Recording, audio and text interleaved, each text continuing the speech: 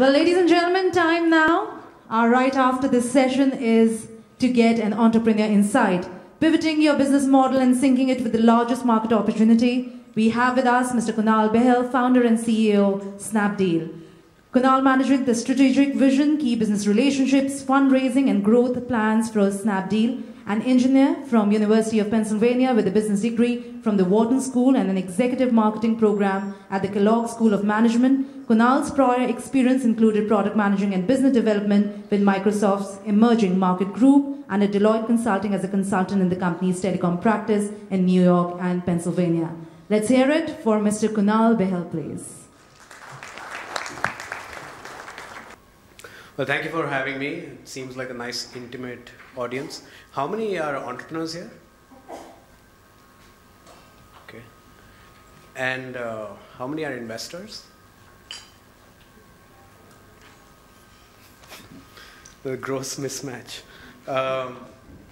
And is everyone, how many are technology entrepreneurs? And non-tech? That's great. That's excellent. And how many are operating businesses versus soon to be started? Operating. Okay, great. So hopefully what I'm going to talk about is helpful. I think it will be helpful to both audiences. A little bit of background about myself. Actually, they already shared the background, but me and my high school friend, Rohit, we started the company together. And we've had a very, very interesting journey. I think a lot of people just see us as, okay, the Snapdeal guys or whatever. But our journey has actually been very interesting, very engaging, also very enriching, and very stressful alongside. And along the way, we've actually had to change our model very, very frequently, relatively speaking. And today I'll just walk you through the various changes we've had to make and why, and what was our thought process in making those changes. Maybe some of those are helpful, maybe some of those are not. But we'll do Q&A after that and maybe address specific questions that any of you may be encountered with. But I always start any talk with the caveat that we are not really, I don't consider most startups in India as having reached the pinnacle of success. Neither have we. So whatever I share today, put your own flavor on that, because if you just follow it to the T, it may screw up your business. So I just want to put that caveat out there.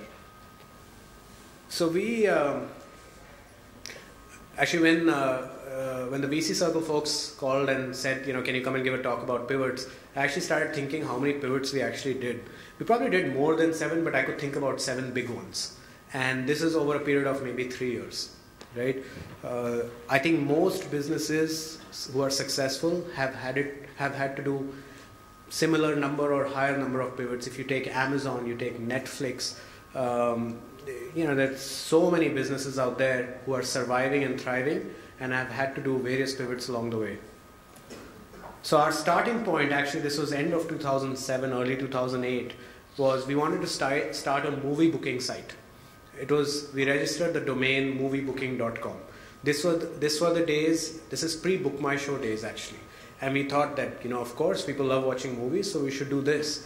And soon we realized we had absolutely no experience in any internet business, and this business would require a lot of internet expertise. Also, when we started talking to the various cinema chains, they started telling us, hey, at the end of the day, you're going to make maybe 5 rupees on a ticket. So somehow it didn't make sense to us that we do put in all the effort, learn how to build an internet business, and then we'll be making 5 rupees a ticket. So we said, that doesn't make sense. Not like we had other great ideas. So I would say the first pivot was, okay, let's do something that can make a little bit of money and something no one else has done before. So in 2007, 2008, retail was taking off very rapidly in India, and there was a lot of investment. In retrospect, everyone knows it was a bubble. But back then there was a lot of excitement in the retail space in India. So what we did was we started with these coupon books, and these coupon books were basically very simple. There were a lot of retailers that were part of it, and you had terrible coupons that you could take to the retailer and redeem. And we thought, we spent about 7-8 months on getting this launched, because you think about the problems you have. You have two guys in a PowerPoint, you walk up to a restaurant and you say, give me a deal. And the restaurant guy will say, but why? And so the same problem we had with everyone we spoke. But eventually, I think we just used brutal force. I don't think there was a lot of intelligence that we put. So just brutality of approach. And we signed up, I think, 150 brands and restaurants, etc. And we launched this product. But what happened was, within 3 months of launching, we realized that in India, retail distribution is a big problem. So if you have a product like this, there is almost no place that you can distribute it and make money. So we suddenly started realizing that if we don't sell it in good time, we are going to be stuck with a lot of perishable inventory of booklets which won't be worth the money they're printed on. So then we said, okay, let's reduce the friction of carrying a booklet which expires in the user experience, from the user experience.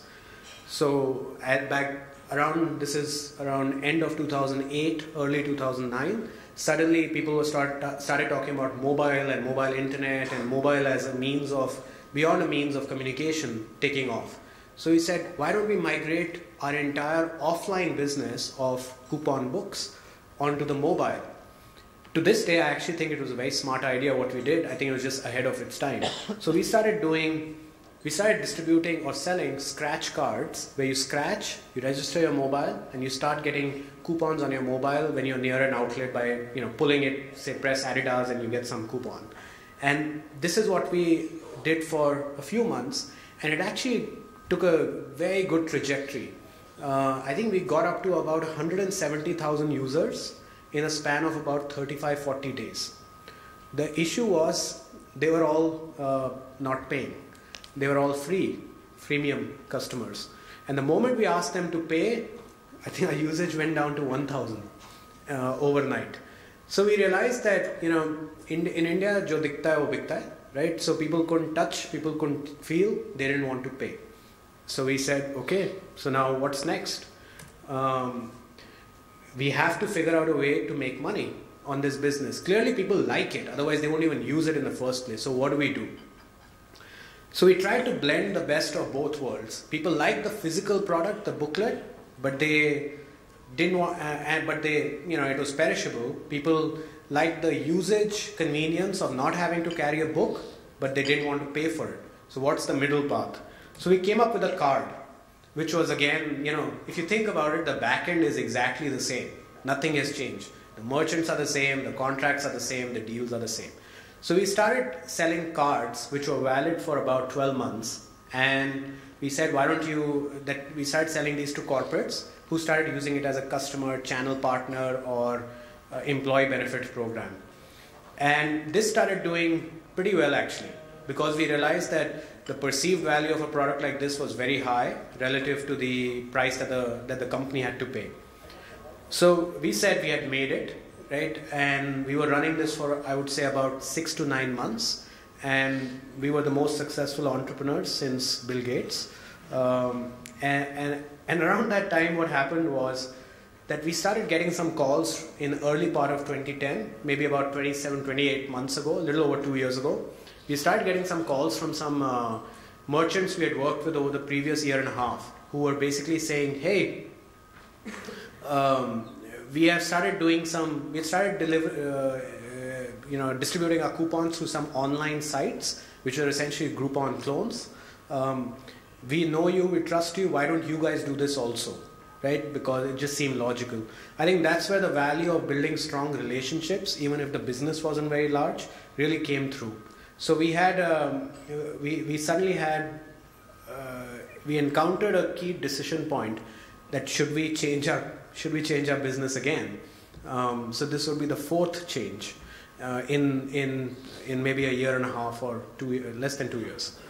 So this was January 25th when we got these calls, couple of calls. January 26th, Rohit and I, January 26th is Republic Day, so offices have to be shut by law. So we sat in a coffee shop near our office and we said, okay, let's just think through this. Can we really do this? Do we really want to do this? And how do we do this?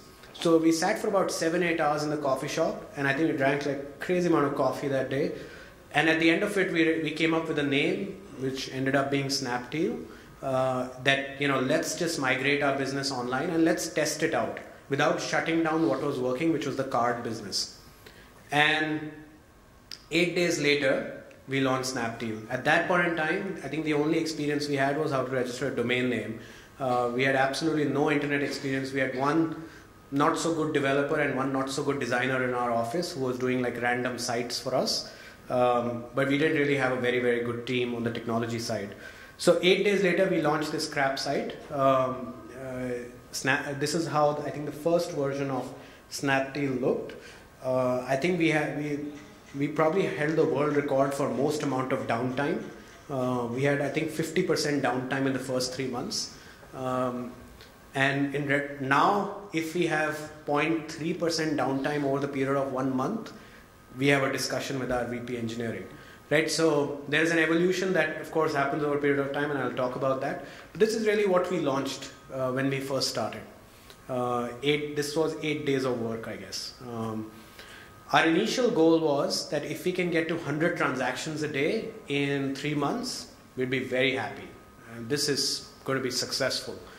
We reached 100 transactions a day, I think, in 3 weeks. And it's hard for me to explain this feeling, but some entrepreneurs out there will understand that when you've been working on something on a business and on the spirit of entrepreneurship for about 1.5 years, almost 2 years, but the needle hasn't really moved a lot in retrospect.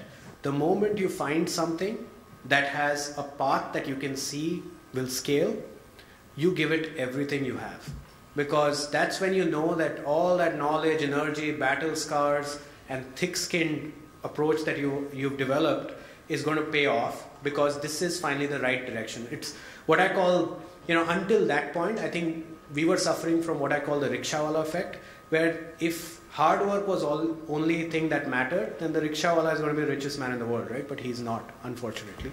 And we had a little bit of that happening with us. So we were putting in a tremendous amount of effort. It was just not moving the needle. Suddenly, we are putting similar amounts of effort and the needle was moving much faster. And we are the same people too. So many times the path and picking the right path and evolving into the right path is actually very critical.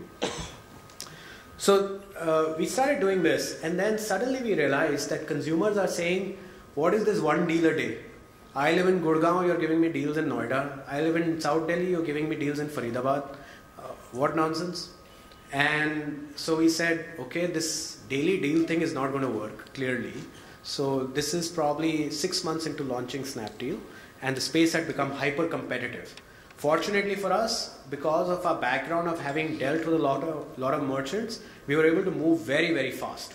So we moved to the next phase, which was, because people were saying, I want more from you. We said, okay, let's see what more means. So we started offering many deals in the city. And I think that provided us the first inflection point, serious inflection point in Snapdeal, which was, I think, September, October 2010. And suddenly because we had built a bunch of demand, as supply increased, people started using the site a lot more. But that was a far cry from what the classic sort of daily deals business was, which was built on the premise that every day you'll get one curated deal, and a lot of people buy that. So we said, no, this is not what consumers want in India. So we're going to do something different as a result. We're going to give them a greater assortment, without really knowing how that would pan out. Fortunately, it panned out really well. Then we started growing the business further, and business started growing very, very rapidly after that. Around the same time, we see all the other market players in our vertical of e-commerce at that point in time still doing daily deals. And me and Rohit would look at each other and say, yeah, ab agle hafte. Next week they will do what we are doing. No, next week, or maybe next month. We just could not understand why people were not changing. It just seemed ridiculous to us that why people were not evolving the business, because clearly that didn't work and this worked. But that's an answer you'll have to ask them for. So we got to about 1 year ago, which was June 2011, and around that time, I think we'd gained significant leadership in this space, about 70% transactional market share. and largely probably driven by the fact that we pivoted and others didn't, right? Or I won't even call it a pivot, more like we evolved and others just failed to because they were stubborn about a particular model which they thought worked in other markets. In about June last year, about exactly 1 year ago, a lot of consumers started writing into us saying that, hey, we trust you, we love you, we bought from you, why don't you sell us other things? And other things like physical products. I would get emails from consumers who would say, oh, I want to buy a Seagate 1 terabyte hard drive. Why doesn't Snapdeal have it? It was like the weirdest emails ever, because we would think, but we've never sold a physical product ever in our life. Why are you asking us for a physical product to be sold on the site? And then, it kind of struck us over a period of time that the mental models for Indian consumers as to what an online store means is still very fluid. They think about it very simply that, I trust this brand or not. If I trust them, now I want something, do they have it? Or they have something, do I want it? Right? It's really as simple as that. And I think that realization didn't dawn on us until that point. So we started doing something very simple. We said, in the spirit of being a very experimentative culture, let's try and do sort of, in addition to our deals, maybe one product a day. So that was pivot number 6. So consumers are asking us to sell them physical products. We can either pick to say, no, we'll only be a digital goods company, or we can say, we are going to become totally products, or we can say, let's test it out. We picked the third option. And so we started featuring like one product a day just to see what the traction was. And these started flying off the shelves. And we realized, wow, maybe because we've built so much reach because of the services side of the business, we have a very thick demand pipe. Maybe, logically speaking, the same consumer who goes out to eat or goes out for a spa treatment or goes out for a weekend holiday is really the same person buying apparel and shoes and mobile phones and watches and sunglasses. So why can't we get greater share of wallet? So we tried this out and it started working. So we said, okay, cool. Let's try and scale that. So we slowly increase our assortment while focusing 90% of our energy on our core deals business or local merchant commerce business. And we had no intention of doing anything differently because everything was working quite beautifully for us. Along the way, we had raised a lot of money also, so that helped us to keep moving very, very fast. Pivot number 7, and the last one happened about October, November, so about 8 months ago. Rohit and I had gone to China, and essentially on a, in India, when you talk to investors, or I don't know now if they do or not because Chinese e-commerce has kind of gone poo-poo, but middle of last year or about up to 9 months ago, many investors in Indian e-commerce space would often talk about the fact that Chinese e-commerce is there and when will we get there, right? That's a question that was always asked of us as though I've been to China, right? So then I said, let me actually go to China and figure out what happens there. So we went to China for about 2 weeks and we met with large majority of high quality e-commerce companies there which were operating at scale. And we realized that, man, these guys have great scale. And if this is where India is going to be 3 to 4 years from now, then maybe the VCs back in India were right. That there is great opportunity. The macro level picture is very strong in India. It will take us some time to get there. Because until then, whenever we would spend time with companies like Amazon or eBay in the US and try and learn from them, it was very hard for us to relate to their size. Because they are like 10, 12 years ahead of India from our space perspective. But China, I thought, was like 3, 4 years ahead. So if a large e-commerce company there was doing 250,000 transactions a day, I could see us doing that 3 years out, 4 years out. I could not see us doing 1 million transactions in any foreseeable future, which is what really a company like an Amazon would do in the US, if not more. And we realized that for the same structural reasons that e-commerce in China as a contribution of total retail went from 0.2% to 5% in 6 years, was the same dynamic. We're going to see the same dynamic in India starting now, wherein we have 0.2% penetration of retail in India right now as e-commerce penetration in retail. If we go to 5% in 5 to 6 years, this space is going to become ridiculously large because retail in India is about 500 billion. But offline retail did not scale in China. That's why e-commerce took off. Offline retail will not, in my view, scale in India. So it will take off in India as well.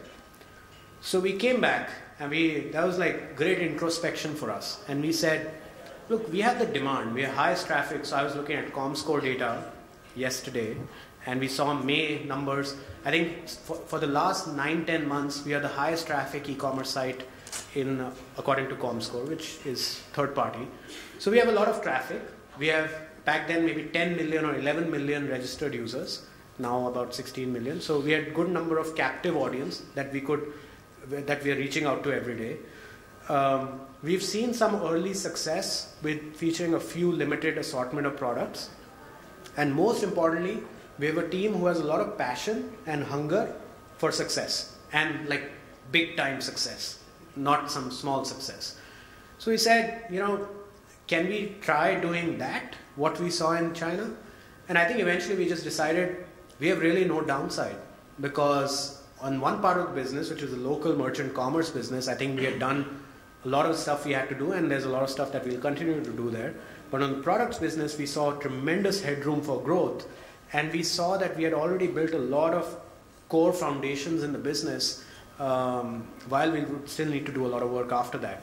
So we said, okay, let's start it off. And that was really the final turning point for us, and probably the final, if I may pivot.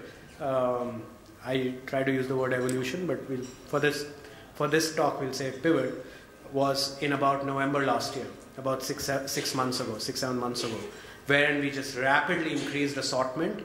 And what we saw 6 months later, in the last 6 months, I think our business has grown about 4-5x, just by doing that one thing of growing the assortment. Because what started happening was, or we realized in retrospect, is that I have to end the talk. Okay. Maybe I'm talking more than I should. But what was happening was that we had a lot of demand, but we were deflecting a lot of that demand, that buying traffic away from the site, because we just did not have the stuff people wanted. The moment we had the stuff that people wanted, a lot of those guys, there was a lot of intersection of intent to buy and availability that started happening. And so transactions went like this. And in retrospect, very simple. Sometimes I wonder, why didn't we do it sooner? But maybe we weren't ready.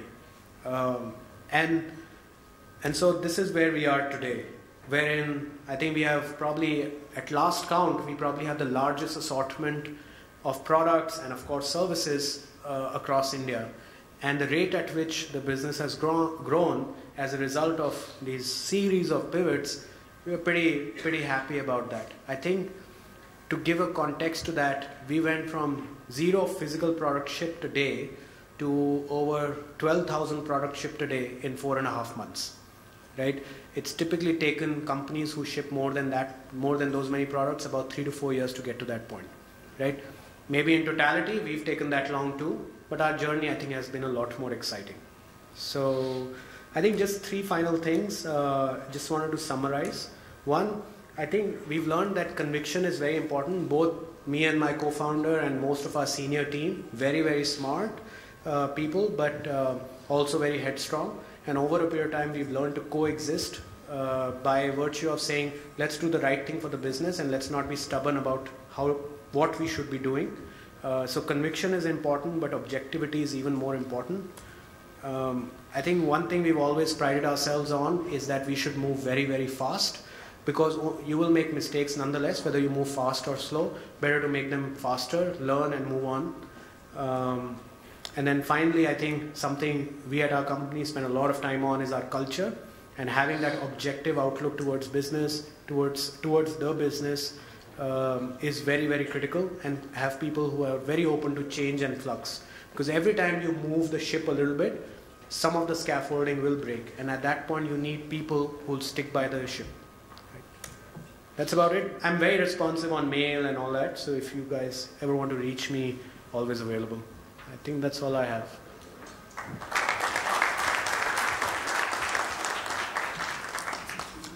So we have 2 minutes for questions.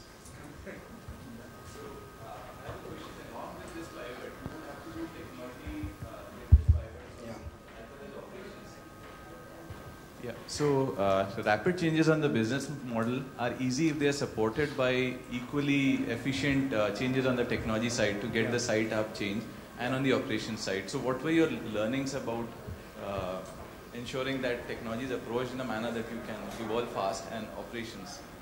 I think technology is always a work. Technology is always a work in progress in our kind of business, right? I think we are probably less than 5% of the way where we need to be. I think the key learning there, the key takeaway, at least for me, is when you're evolving really fast as a business and finding your sweet spot that helps to grow the business sustainably and fast, you have to be really good at prioritization, because every business head in your company, including the entrepreneurs, will always have something that they think is more important than the next thing. And then someone has to take the call in a highly objective manner that what is really the most important thing right now from a customer's perspective that we need to prioritize from, let's say, an engineering standpoint, right? So I would say prioritization is most important. I don't want to run through the list of things we'd had to do on supply chain, this, that, and there's a lot of work that is currently being done. But I would say prioritization is the most critical thing. I don't think so, and also comfort with uncertainty, right? I think you need people who are comfortable with uncertainty in the lack of utopian systems in the business, right? I think that is very critical. You don't want people who say, "Bhaiya, yahan system nahi hai, hum to nahi kaam kar sakte," right? Because then this will never work, right? You want people who will say, "Okay, we are evolving on the system side. Let me figure out what's the middle path right now." So I have a question here. So do you also planning to launch your own private brands of products? Like you've been to China and you would have seen the production facilities there and other things? Not on the cards right now. And I'll tell you, there's logical. We thought about it. There's a logical reason, because I see a lot of companies doing it, and the pitch everyone has is they are higher margin, right? And that's really so I think that's only one part of that. I think the other part of that is you have to probably stock up crazy amount of inventory because it's all your product, your brand. Our business's natural inclination is to not hold crazy amount of inventory. So, and that's really helped our scaling, because if you cannot grow assortment if you're going to want to own most of the things you're going to sell, because then you just need infinite amount of capital, which is why we've seen sluggish growth in assortment in e-commerce in India till now. Until we came in, wherein we said that, hey, we don't have to own everything. Let's figure out how do we do this without owning the inventory. And that's how you grow the assortment. Also, India is a country of manufacturing, right? Not to the extent of China, but when it comes to lifestyle products, which is really where private label comes in, we have so many export houses here and so many mills and garment manufacturers. All of those guys have had aspirations to have domestic brands since the beginning. Now, a site like ours is providing a marketplace for them to say, put on a tag, if the product is good, price is good, we'll sell it for you, right? So there is enough mall out there that needs to get sold, enough consumers on the other side who want to buy that stuff. So why go into the process of, okay, what's the cut, what's the design, whether it'll sell or not, and then being stuck with inventory, when there are other people who have means of liquidating that stuff through their B2B channels.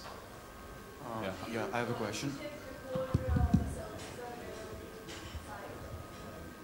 Yeah, so I think that's a learning that we've had because unfortunately the service quality standards of what we would want to promise our customers may be different from what a small merchant in some city, a big or small city, will have, right? And we've experienced that as consumers offline also, right? There will be some restaurants you go to after which you'll say, oh, I had a great experience, voucher, no voucher. And there will be some restaurants you'll go, man, that waiter was bad, the food was stinking, they treated me badly, they didn't seat me in time.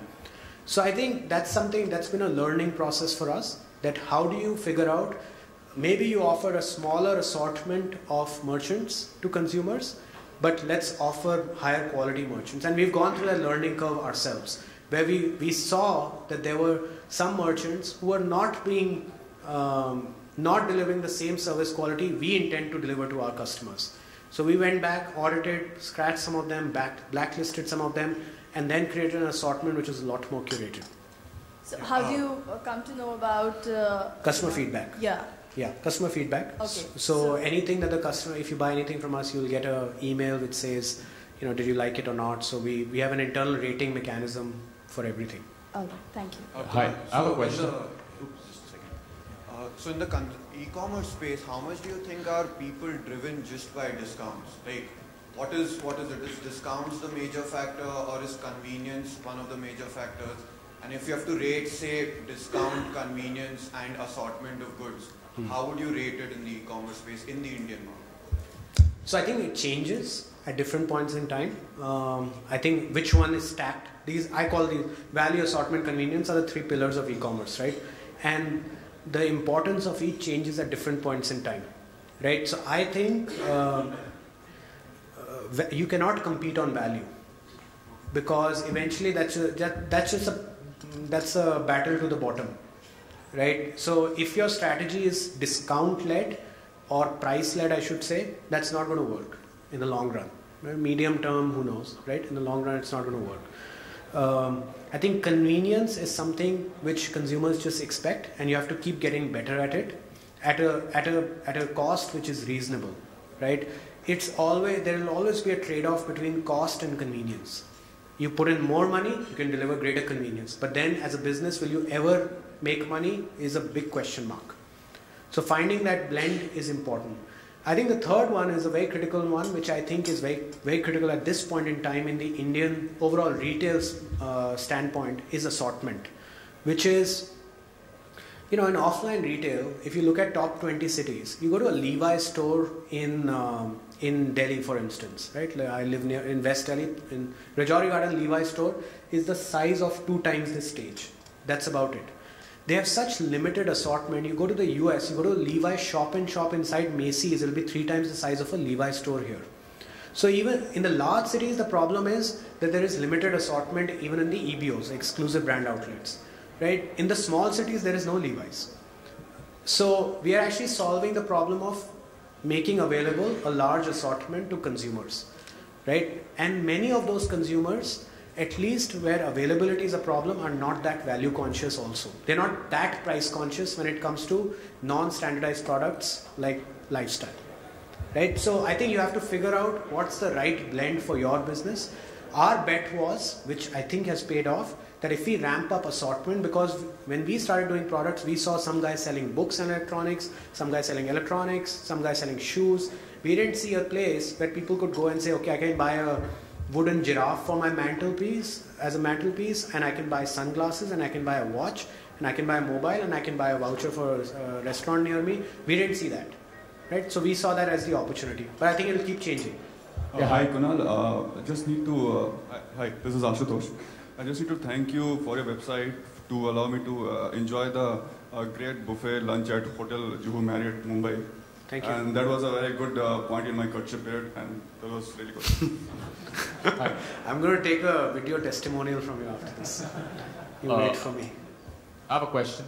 How hard or easy is it for you to establish merchant relationships with A-grade merchants/retailers in the non-product space? So as far as spas and restaurants go, I guess you partially answered my question.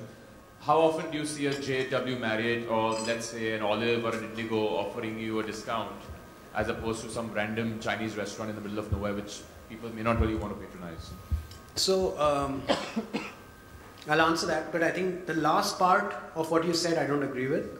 I don't think people only want to eat at JW Marriott's, because then when you go outside, this restaurant should be full, which it won't be, right? So I think I always incriminate ourselves also as just trying to build a business for ourselves. But 99% of the market out there is not us, right? They want value products and services at great value, but at a good service quality level also. So the goal here is not to find the most expensive premium place which will offer a discount.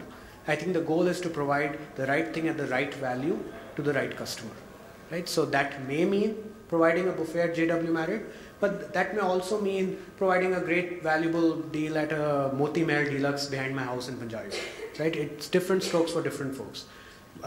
Coming to the product side, I think it's kind of similar. right? Not everyone wants to buy a Samsung S3 while we may have aspirations to do so. But that means that you need to have a much wider assortment that caters to a broader audience. Yes, sir. How are you?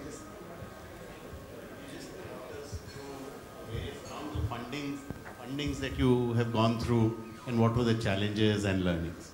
Yeah. So we raised our first round, which was an angel round from a US investor. Interestingly, he had... So here's interesting. I actually got married in this hall 2 months ago. So I have fond memories. Hopefully I could put my wife on speaker. She'll be happy. So why I mentioned that was, first time he came to India was for the wedding 2 months ago. And he gave us money without having been to India and having met me 3 times. Right? With no PowerPoint, no business plan, nothing. It was just pure punt. Fortunately, it's worked out really well for him. That was our first round of financing. I think the reason he gave us money was, it's just the people. He thought that we could do something, not knowing what, but we could do something. So that was our first round of capital, small amount of money. The second was when we raised our Series A. This is when the card business that you saw had started doing reasonably well. And that's when one of the investors, Indo-US Ventures, in retrospect, even I would not finance that business, right, if I had the money. But fortunately, someone did. And so that round took us about 6 months to close, because I had no idea what this VC financing means. Because the earlier angel round, we just wrapped up in like 1 week. We signed something, I don't know what we signed, and we got the money. But VCs are especially careful, which is good. Then our Series B happened. So the first Series A was about 2 million. Our Series B happened, which was about around 8.5 million at that time's exchange rate. Happened in December 2010, which was when we had demonstrated strong velocity of growth in the business when we were only a deals company. The final round of funding, which was about a year ago, was happened with a large US-based VC, wherein we met them and 30 days later we had money in the bank. And I think the reason for that was that the thing that investors most look towards is not only traction, but also how logical you are about what you are doing. Are you doing things just because everyone else is doing them, or are you doing things because that's the right objective thing to do? And because our philosophy as a business has always been that whenever people met us, they got comfortable with the fact that, we don't know where the space is going, we don't necessarily know where this company will grow. Yeah, everyone knows this company is really popular, this, that, but we don't really know. And that probably holds true till this date. However, I think people always got comfortable with the fact that these guys will figure it out. Especially when you have a long history of pivots, I think people are comfortable that these guys will find their way in this journey. So those are, in totality, we raised about 50 million, and I think most of our investors are pretty happy, which is actually another very important thing. Whenever you meet an investor, always tell them that it is very important to you that they should make money. That's sort of a golden rule of thumb that has always worked for me. With, of course, honest intent, not just saying it, but it is very, very important, because if you feel it, you should say it, because they want to hear that. Last question. Kunal? Yeah, I see. Right here. Yeah.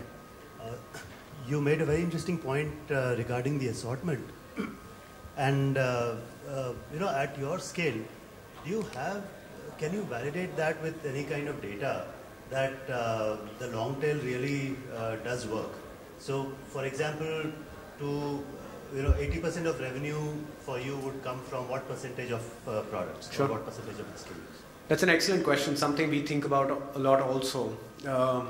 But I think it's too early to take a call on that, because you just don't know what the cause and effect is, right? People may be coming into the site because of value-priced long-tail assortment, but may end up buying more certain brands, which are branded products, which have higher certainty of experience for them, right? Of product quality, etc., performance. But it'll be an interesting experiment to say that let's remove all the long tail and see what sells. And my gut tells me your sales, even though the 20% that account for 80% of sales, if you remove the other 80% assortment, I think that the sales generated out of those 20% will fall drastically. Because we are trying to provide a virtual shopping experience. And shopping experience offline or online is not only about finding exactly what you wanted. It's also a discovery experience. And sometimes people gain confidence in a virtual store by seeing a larger assortment. But I don't have necessarily clear data. I think it's too early to say what positive or negative impact does a longer assortment have. What I would definitely say is that there is tremendous value in data-oriented merchandising on a site, right? And trying to personalize the experience as much as possible. So we have a team which has folks from Yahoo R&D, Google R&D, who are actually only working on one thing. How do we provide a more personalized experience to the customer? Because yeah, we're going to always have an increasing assortment, but let's show the most relevant things to that customer. It's very, very critical. Okay, we have thinning audience, so maybe we should call it quits. Yeah? Okay, thank you.